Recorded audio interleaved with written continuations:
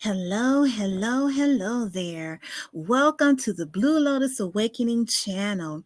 I am your girl, Nail XJW. How are you doing today? It is October the 30th, 2024. We are coming up on November's Eve, Samhain, Halloween for some of you, Samhain for those like me. I hope that you're having a a great day. It is a beautiful day. Now, first of all, I want to start off by apologizing and letting you know that videos or podcasts for the Blue Lotus Awakening channel will upload on Tuesdays and Thursdays, but I am a day late, unfortunately, but I apologize. I had some things to do. However, I did not forget about you. This video, the title of it is called Why Jehovah's Witnesses Are Dangerous for Women. Now, you might ask this question, Nail, what do you mean Jehovah's Witnesses are dangerous for women? Remember the videos that I did about a month ago about why it's dangerous for African Americans and people of the African diaspora to be a part of the Jehovah's Witness organization? If you recall that video, I laid out some points as to why Jehovah's Witnesses, the organization, is not exactly for people of color. Now, today, when I say that Jehovah's Witnesses are an organization that's dangerous for women, how do I mean this? And why do I say this? Well, I have been involved, or I was raised as one of Jehovah's Witnesses from the age of 6 weeks old. I am 56 years of age. And my grandmother likes to tell the story of how she took me to my first Kingdom Hall meeting at 6 weeks old. So, and that was in 1967. So from 1967 to 2014 or 2015, I have been involved in the Jehovah's Witness organization. And I grew up in it as a young girl, and then as a teenager, as a young adult, as a full-grown adult, and then into my middle age. And the stories I could tell you about how women are treated in their local congregations of Jehovah's Witnesses will kind of flip your wig or make you angry, or hopefully give you pause. Because the reason why Jehovah's Witnesses are dangerous, a dangerous cult that women should avoid, is because when you join, immediately you are relegated to third-class citizenry within the organization. Now, Jehovah's Witnesses like to do this hierarchy thing of authority, and they base it on the Bible. They say that, now this is how the hierarchy goes.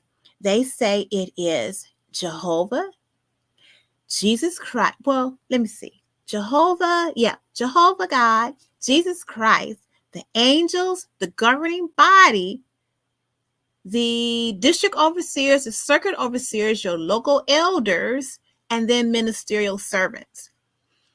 And then your laymen, everyday men. Now, everyone listed in that group is a man. Jehovah God is a man, or, it has been gendered as a male. Jesus Christ has been gendered as a male. The angels are all males. The governing body, when you see, I should say, did I just say the angels? Yes, the angels, when you see them in any publications of Jehovah's Witnesses, they're all men. I don't see a woman in there, okay? The governing body is made up of all men. All right. Your local district and circuit overseer are all men. Your elders are all men. The ministerial servants are all men. And then everybody else, men. Even the most idiotic man or dumbest man in your congregation is over you, is ahead of you, my sister. Yes. And as a woman coming up in the organization, as a girl, as a female coming up in the organization, I noticed that. I noticed how the most dumbest boy in the congregation, he had more privileges than me. Okay. He couldn't read or read well, but he was allowed to give prayers. He was allowed to carry the mic. He was allowed to give talks at the podium. Okay. And as far as privileges are concerned, boys, even the most dumbest of the boys, were allowed to carry mics, be an attendant, or show people to their seats. Men have so many privileges in the organization. And the thing is that women are very capable of doing or handling certain responsibilities in the congregation. However, women are taught to, number one, to be silent, to be submissive to headship or headship authority, and to have a full share in the evangelizing work. Okay. And the reason that the bulk of the preaching work is on the heads of women is because men are supposedly working and supporting the family. So women, okay, were relegated to doing the heavy lifting. And what's the heavy lifting? Bringing in more converts, converting the neighborhood. And that's a large responsibility and a huge job and a huge sacrifice. But this is what women are taught. When you are young, you are given the idea already laid out that when you graduate from high school, there will be no college. There will be no seeking of an advanced degree or a higher education. None of that is going to happen for you. When you graduate from high school, you're going to graduate into the full-time ministry work. And then you're going to get yourself a little penny ante job that's going to help you be able to buy lunch, breakfast, or coffee. That's it. And then your job is, while you're a full-time minister or regular pioneer or regular auxiliary pioneer, then your next goal is to find yourself a husband. Now, it can't be any old body in the congregation. It has to be a ministerial servant, because you want to be upward bound. You want to be mobile. Okay, so you don't want to marry somebody that's not going anywhere spiritually. You have to marry someone that's going somewhere, because if you don't, then your status in the congregation, it's not good. Okay, and you won't be chosen or picked or invited to all the popular events that happens at the Kingdom Hall and other people's homes. So that's why you have to choose the right husband, or I shouldn't say choose the right husband, but make sure the husband that you are choosing is a ministerial servant with a bullet beside his name. That means he is on the rise. Now, why is that important for a woman who is in one of Jehovah's Witnesses? It's important because as a female Jehovah's witness, you're not going anywhere in your life. You're only going to be subjugated to what? To studying, having Bible studies with people in the neighborhood that you want to convert, raising children, and basically being at the beck and call of your husband. So you have no status in the organization.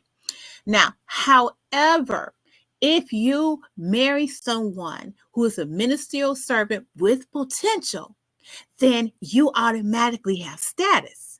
See, you're with a ministerial servant. He has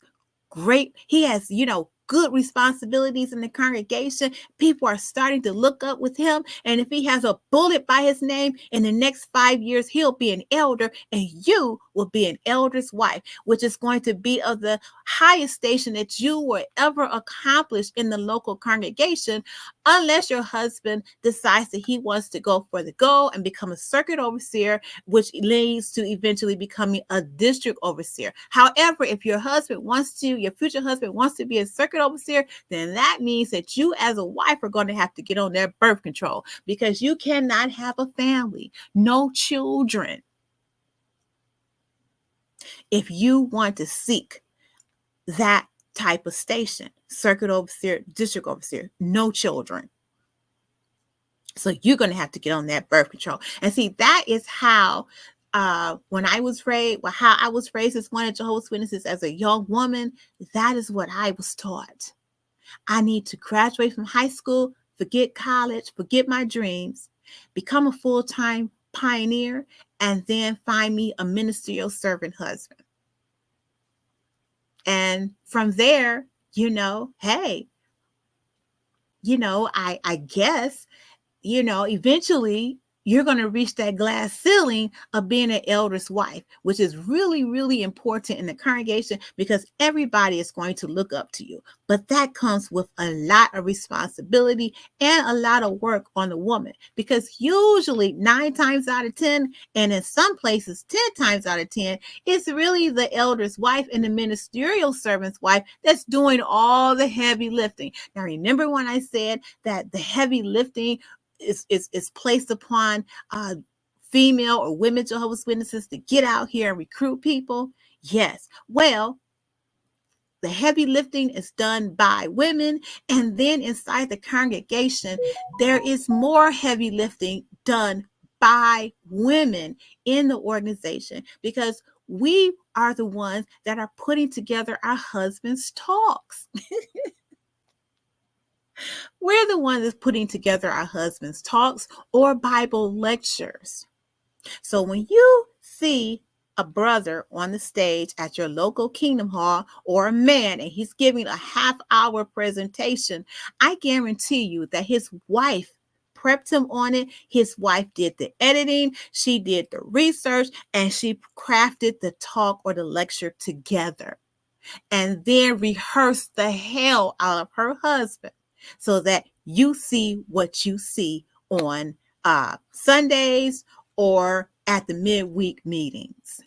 So women do a lot, but we are not credited with doing anything. All right. Now, you will have occasionally articles in the Watchtower or in other publications that'll say, oh, we love our women. Jehovah loves women. Jehovah loves our women. We don't want our women to feel some kind of way as if they are not loved and respected, because we love you and we respect you, and Jehovah sees all that you do. But guess what? You will not be recognized for it. Just like brothers or young men in the congregation can gain privileges, you start off by being what? A person that helps clean up the Kingdom Hall. Then you move on to cleaning up the assembly halls and conventions. Then you're carrying a mic, right? You're helping out as an assistant at the literature counter, or you are assistant helping out with helping the elders do various things, or ministerial service do various things around the Kingdom Hall. And then eventually, if your field service hours are right, I don't know how they're doing it these days. Supposedly they're just looking at your character and how diligent you are in the congregation. So if you are really, doing it up in the congregation, you can you can receive the privilege of becoming a ministerial servant, which is like a job promotion. And you'll get to do that. And then if you continue, doing what you're supposed to be doing and really gung-ho for the truth, then you eventually could be an elder. Yes. So men in the congregation get a lot of respect. They get a lot of honor. They are they are promoted from within to show that Jehovah really loves and respects men to the ultimate, to the highest level. But women, not so much.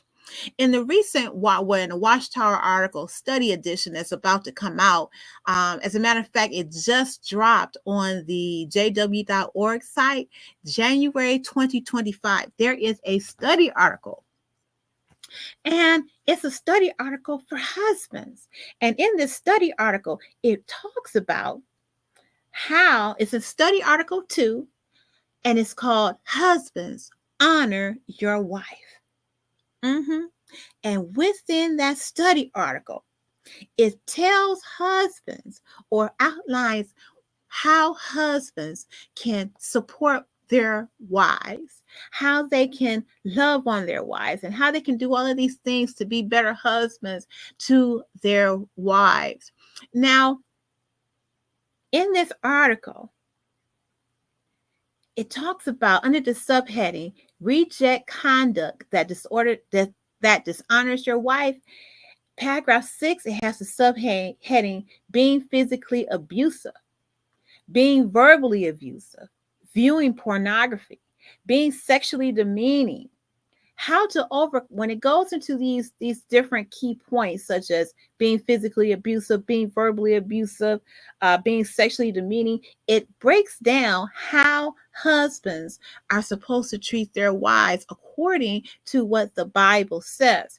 Now, when you drop down into paragraph 10, under the subheading, how to overcome dishonorable conduct, when you get to, let's see, paragraph 14 in particular, let me lay out to you the steps that Jehovah's Witnesses say that men or husbands should take if they find themselves in a situation where they are being an asshole to their wives, okay? Verbally, physically, sexually abusive, okay? Let's read, follow along with me as I read paragraph 14. You tell me what you think about it. It says, and this is from the January 2025 study edition article of Jehovah's Witnesses Watchtower. Now it says, paragraph 14. A husband who physically or verbally abuses his wife needs to take additional steps to repair his relationship with Jehovah and with his wife. What are these steps? First, he recognizes that he has a serious problem. Nothing is hidden from Jehovah's sight. Second, he stops abusing his wife and changes his behavior. Third, he apologizes to his wife and to Jehovah and seeks their forgiveness. He shall also beg Jehovah for both the desire to change and the help to control his thoughts, speech, and actions. Fourth, he acts in harmony with his prayers by learning to hate all forms of violence and abusive speech. Fifth, he seeks immediate help from loving shepherds in the congregation. Sixth, he develops a plan that will help him to avoid all such behavior in the future. A husband who views pornography should follow these same steps. Jehovah will bless his efforts to change his behavior. But it is not enough for a husband to reject dishonorable conduct. He also needs to learn to show honor to his wife. How can he do that? So the question for paragraph 14 is, what steps should an abusive husband take to repair his relationship with Jehovah and with his wife? Now, this paragraph leads into why this podcast is titled, Why Jehovah's Witnesses Are Dangerous for Women. Now, as I have laid out, Jehovah's Witnesses in this particular article, January 2025, study article number 2, found on jw.org, it tells you, it gives the governing body of Jehovah's Witnesses, give abusive men, husbands, 6 things that they can do to stop being abusive to their wives. And one of the key things that it says is that the fifth point, he seeks immediate help from loving shepherds in the congregation. What the hell does that mean? And who are these shepherds in the congregation? See, this is the ridiculousness about Jehovah's Witnesses that I talk about a lot. If a man is being verbally, physically, and sexually abusive to his wife, what should be done? What should a woman do? First thing is, a woman needs to assess her situation and get help immediately. That help could be calling or coming from the local authorities in her community. That is what a woman should do, and that is what Jehovah's Witnesses do not want a woman to do. Jehovah's Witnesses do not want anyone in their organization to call upon the local authorities or law enforcement for help. Jehovah's Witnesses do not like it when someone within their ranks call law enforcement about someone in the congregation who is essaying them or essay their child. Okay, that's why there are so many lawsuits today and reports of SA in the Jehovah's Witness organization. And when you look at the reports on this, they span decades. And you ask yourself, well, why wasn't the police notified? Why wasn't the local law enforcement authorities in that community notified about this SA incident? The reason is because Jehovah's Witnesses, specifically the elders in the congregation, do not want to alert the local authorities as to these cases or incidents of SA in the congregation of Jehovah's Witnesses. They refuse to do it. They discourage it. Okay, now regardless of what you hear the governing body say, oh, we are against SA. We are against the abuse of children. Jehovah does not like that, and we do not like it either. Regardless of what they say, let me just tell you firsthand, they are not going to shepherds, so-called shepherds. The shepherds are not going to protect the sheep in the congregation, because if they did, they would report these incidents of SA or the abuse of children. They would report that to the local authorities in their community. The same with this article right here. Instead of telling the governing body, instead of telling husbands within the congregation that the verbal, physical, and sexual abuse of not children, of women is abhorrible, it's unconscionable, and that we will report you to the local authorities, Jehovah's Witnesses don't say that. They say that, listen, if you have a problem and you want to get over it and you want to do something about it, come and see us. Now, are the elders in the congregation, are they trained to handle issues such as physical, emotional, and sexual abuse? Are they? No, they're not. Are your local congregation elders trained professional therapists or counselors? No, they are not. Because remember, Jehovah's Witnesses do not believe in higher education. They do not believe in continuing education. So they are not trained to help anyone, any man, deal with his issue of abuse, of being abusive to women. And that number 5, the 5th thing that Jehovah's Witnesses want abusive men to do is to seek immediate help from the loving shepherds in the congregation. Say what now?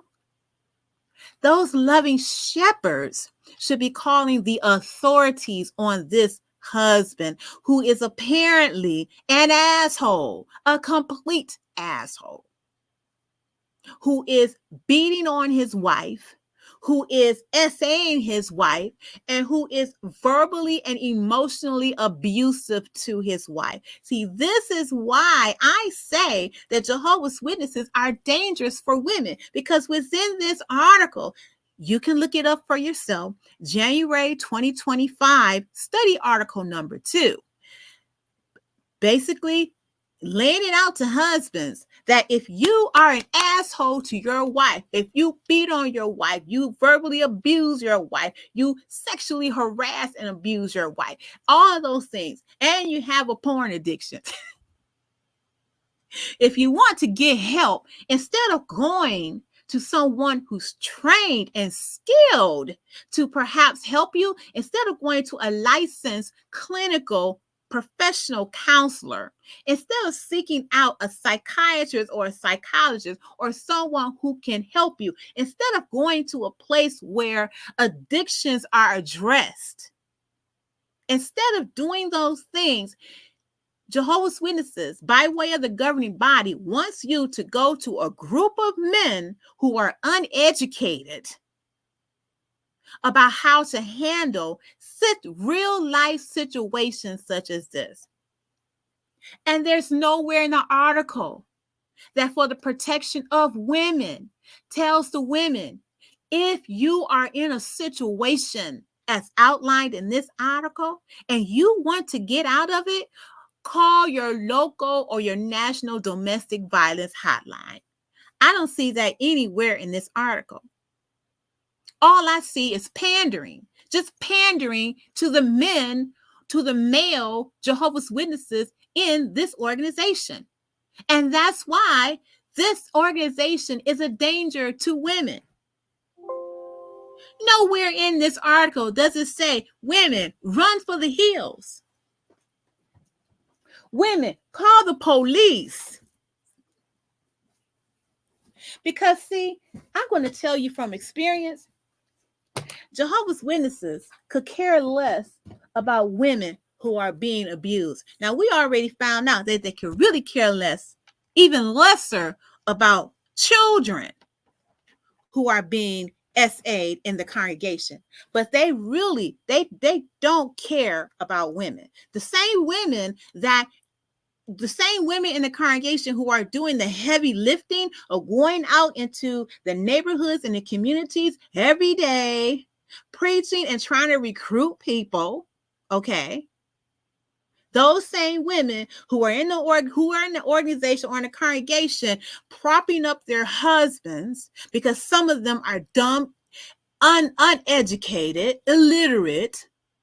These same wives who are propping up their husbands, trying to get out here and do the best that they can to support their families, and with their husbands being uneducated, okay, it means that their husbands don't have adequate employment to really support the family. So the wives are out here working too, okay? They have secular jobs as well as their religious job, as well as their job of being a wife and a mother and helping to prop up the congregation. All of these things make women the most valuable player in the congregation. However, when it comes to them being mistreated and abused, okay, the governing body, which is all men, are saying to the husbands, to the asshole abusive husbands, the governing body is saying that, hey, if you recognize you have a problem, you need help, you need to go and talk to the elders. Women are unsafe in this organization, totally unsafe. And that article just proves my point all the way, every day, all day long. I knew women who were Jehovah's Witnesses who were getting their asses handed to them every single week by their husbands, whether their husbands were Jehovah's Witnesses or just, worldly guys.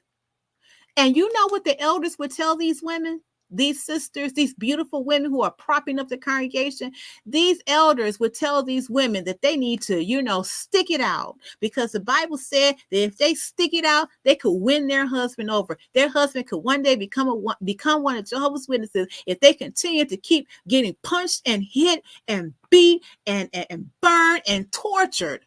Stay in that relationship, stay in that marriage, because one day he could be one of us.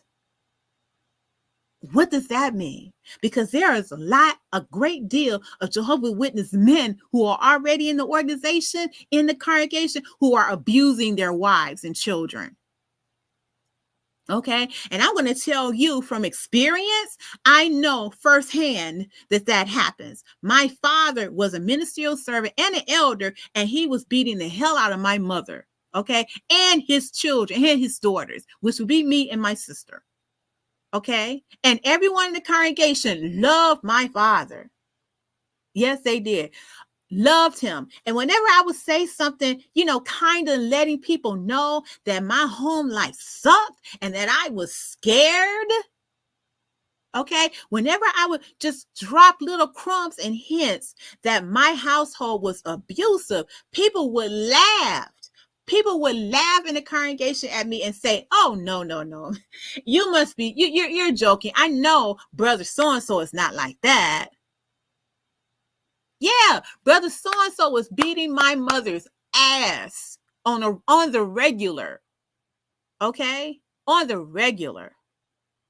So you can't tell me, you can never tell me, you can never convince me that Jehovah's Witnesses are an organization that is a misogynistic organization, a patriarchal, however you pronounce that word, organization that's bent on the salvation of men, even though it is an organization that's propped up and lifted by women, that women are not protected in this organization. If the children are not protected, then how can the women be protected in this organization? You have to really think about this. Okay, and this particular article right here that tells these men who are abusive and on all counts, according to this article, paragraph 14. So to husbands who are just flat out abusive, what Jehovah's Witnesses want these husbands to do is to go to the elders to get help. No help for the sisters. No help for the wives. None of that.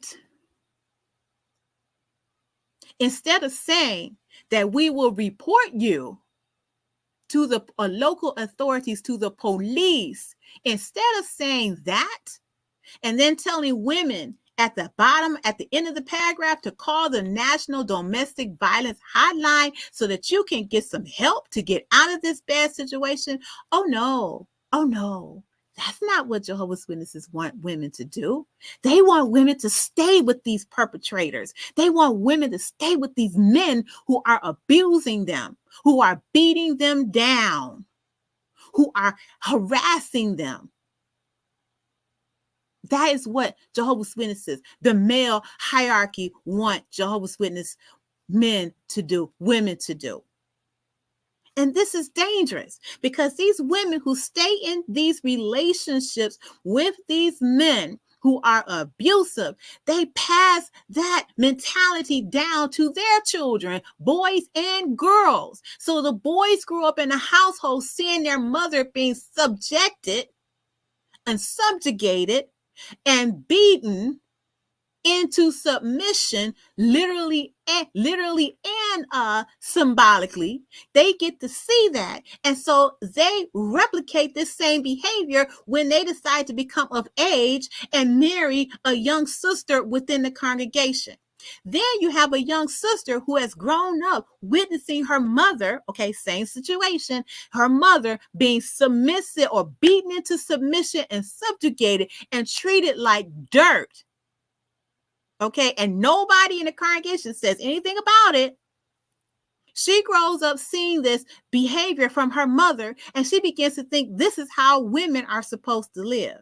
So she meets someone that ends up being like her father, and she gets into a marriage, and then the cycle continues. It rolls on. And then these so-called warped values on marriage become inculcated into their children, too, becomes a vicious cycle, and it's never ending. And then when one person say, "I'm not going to take this anymore. I am tired of having my husband's size 10 or size 12 shoe print in my ass. I'm going to do something about it. I'm going to leave him." Then guess what? She gets ostracized from the congregation. Do not debate me on it, because I have seen it. It's happened. It's happened to people I have known and loved. That has happened. I knew someone that found out that her husband was SAing her foster children, and she kicked his natural behind. They were both JW. She beat his natural behind, okay, and then pulled a gun out on him. And do you know that the elders disfellowshipped her? Yes, the elders disfellowshipped her and said she had a bad attitude. Okay, now what did they do to her husband? Oh, they just talked to him. They privately reproved him. Okay, yes, yes. But she got the fellowship. All right, that's somebody that's dear and near to me. That's a true story. Okay, another thing is I have seen witness women who have decided, you know what, I'm tired of having this man kicking on my ass. I can't take it anymore. I'm leaving him. So she'll get all her stuff packed up and her children and be to separate from him. And do you know what the elders will say to her? You need to go back to your husband. You need to go back to your husband. Because you are disrespecting the headship that Jehovah put in place. The Bible says Jehovah hates a divorcing, and that goes for separation too. So you need to go back home to your husband. And when she decided that she was not going to do that, and she was going to remain separated from him, then they ostracized her. Then people stopped talking to her. They start marking her. Okay. I know they say we don't do that anymore, but let me tell you, they started marking her. So that meant that nobody was talking to her when she came to the meetings, and eventually she stopped coming. She stopped going. That's a personal story too. Her husband, this person that I'm talking about right now, I love this person very much. She has since passed away. Okay. But I'm going to be honest with you. That was my mother-in-law. My father-in-law they were Jehovah's Witnesses. He actually had beat her. One instant, he had beat her so bad. And then he had the audacity to throw her down a flight of stairs. And so when she decided in the hospital room that she wasn't going to take no more of this bullshit, she decided she was going to leave him. And so while she was in the hospital room, her brothers and sisters went over to her house while her husband was at work. And they got all their stuff. They packed up everything, packed up the kids' stuff, her stuff.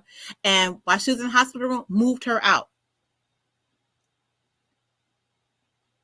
And when she went to the elders and she told them, hey, I'm separated from my husband, I'm separated from him.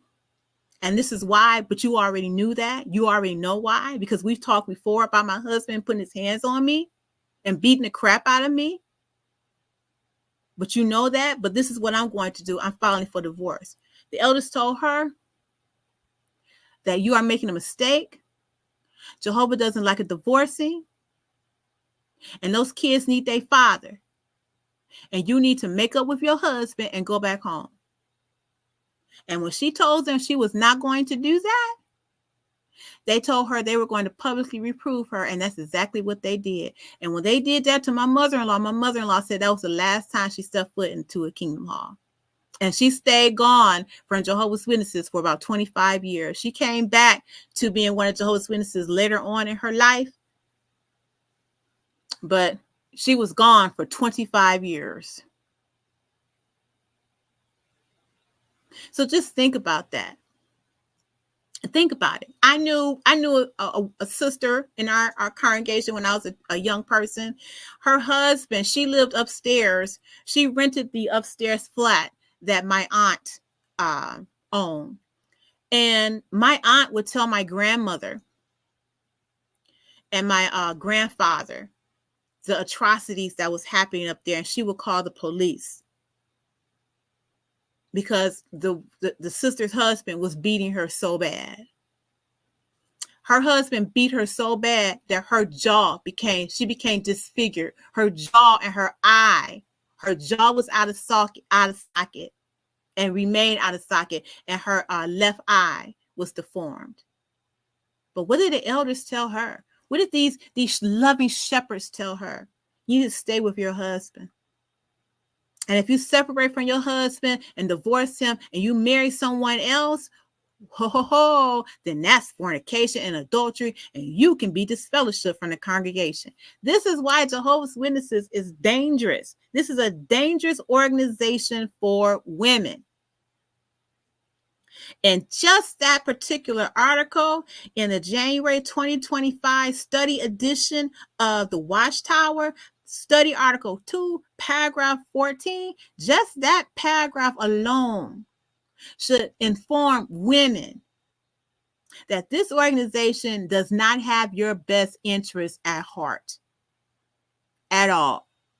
Why would you suggest that an extremely violent man seek help from a group of men who are not trained to even attempt to offer help? The only thing that these loving shepherds should do or can do, all right, is to turn this man, this idiot, this monster over to the local authorities and let the local authorities figure all that other stuff out, and then get help for the women and the children.